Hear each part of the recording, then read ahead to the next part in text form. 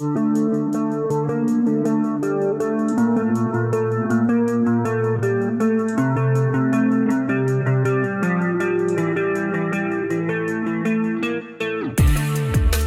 right, in this particular series, I am going to break down our recommendations for tools that you need, items you need, accessories you need in your workshop if you're just now doing your build out. And we're also going to talk about the things that can absolutely wait.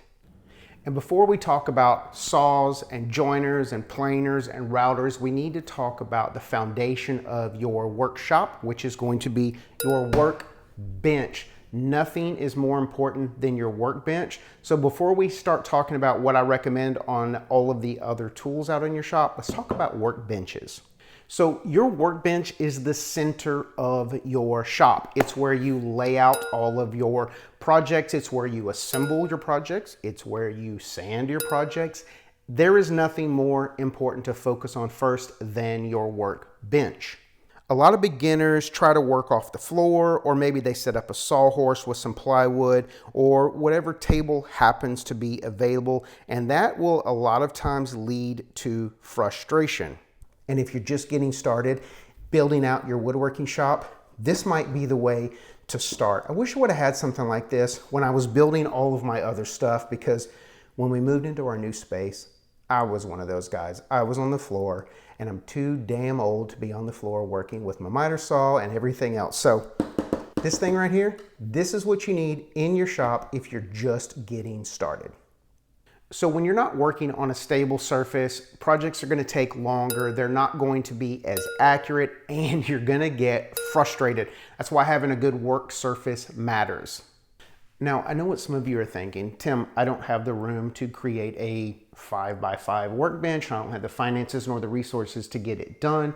That's why today I want to talk to you about this Jorgensen portable foldable workbench. Now, even in my space, which is a one-car garage, where I've been able to fit everything in here from my table saw and my router table, my planer, and I'm in the process of finishing out my French cleat wall with cabinetry, I still need more workspace. So let's take a look at this Jorgensen table, and I think this is one of the very first things you guys should buy if you don't have the ability to make a workbench on your own. All right, let's take a look at how easy this thing is to set up. Right out of the box, it comes pre-assembled. All we're gonna do is disconnect our two components on either end, one on either end. That is what's holding the workbench together. We're gonna simply spread our workbench out, push down in the middle, and that's going to lock our legs into place. Each side of this is going to raise up, and this component is going to snap into place, locking it. And I will tell you right now, this workbench is nice and solid. I'm not going to tell you how much I weigh, but it's definitely more than 100 pounds. Yeah. So right out of the box, super sturdy, super flat top with tons of adjustability and tons of things that we can do on this bench. I'm going to actually show you how that goes next. One more thing we've got right out of the box. We have leg adjustability. This is going to allow us to raise or lower our workbench. These are going to click into place. I'm going to raise this up to where I feel it's comfortable for me. All right, included in the set with something like this is going to be two heavy-duty clamps. Well, they're labeled medium duty, but you'll get more than enough clamping pressure with these than you'll ever need. And it's also going to come with some of these dog hole accessories, which you're going to hold in here and hold your material in place. I'll show you how easy this thing is to use. Now, Jorgensen clamps can be used to spread or to clamp. All we're going to do is push this button in. That's going to allow us to slide this end off. We're going to extend our clamp all the way, and then we are going to slide it into our workbench and lock it into place. Now, either of these clamps fit on all four sides. We have two on either side, and when you slide your clamp in, we're just going to kind of lift this up. It's going to allow the clamp to go in, and then it's going to lock into place, allowing us to clamp. Now, this is where our accessories are going to come in handy that are going to slide into our dog holes. Now we can take our piece of wood, bring our clamp up, clamp it down, and this particular material is extremely stable and ready to go. We can move this dog hole all the way back here, which is going to give us about 24 inches worth of clamping when we extend this back.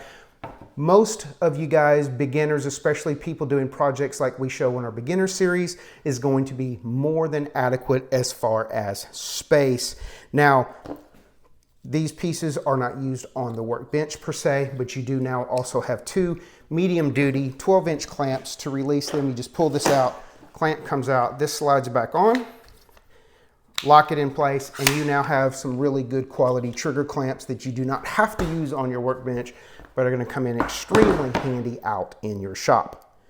Stability, height adjustability, nice flat surface, and it folds up and hangs on your wall. What's not to like about something like this? And once you're done with all of your material, we're just going to take our accessories, move them over to the side, and I'll show you how easy this thing folds up. All we're going to do is release right here, push this button in, it releases your brace, which actually locks into place, keeping it nice and stable while it's hanging on your wall. And then we're going to lift up in the middle right here. Our entire workbench is going to fold up. And then we're going to connect our safety mechanisms on the end. This is basically going to just keep the workbench from popping out and unfolding on you while you're trying to hang it up, because you definitely don't want to get your fingers pinched in here. There's all kinds of safety little stickers all over the place showing you the pinch points, and I promise you, you don't want to get your fingers caught in there, and I'm not speaking from experience, but yeah.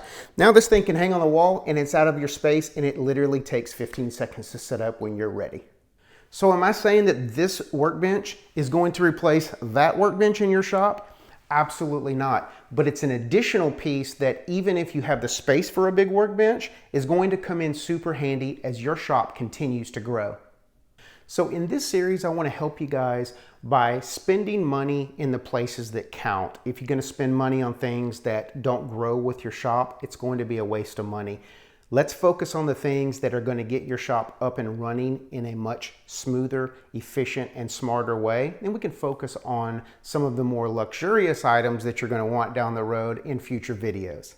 In upcoming videos, we're going to talk about additional items that I think you need.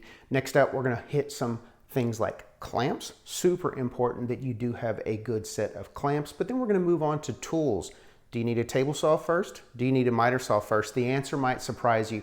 Hopefully you guys will stick around for this series, learn how I feel you should build out your shop, and most of my recommendations are going to be based on not only what I feel is right, what I've learned the hard way from buying the wrong tool first. So that's all I got for you today. As always, I appreciate you guys spending a little bit of time with us here at New Craft Workshop. Happy New Year. 2026 is here. It's time to get back out in the shop and start making stuff, and I will catch you guys on YouTube.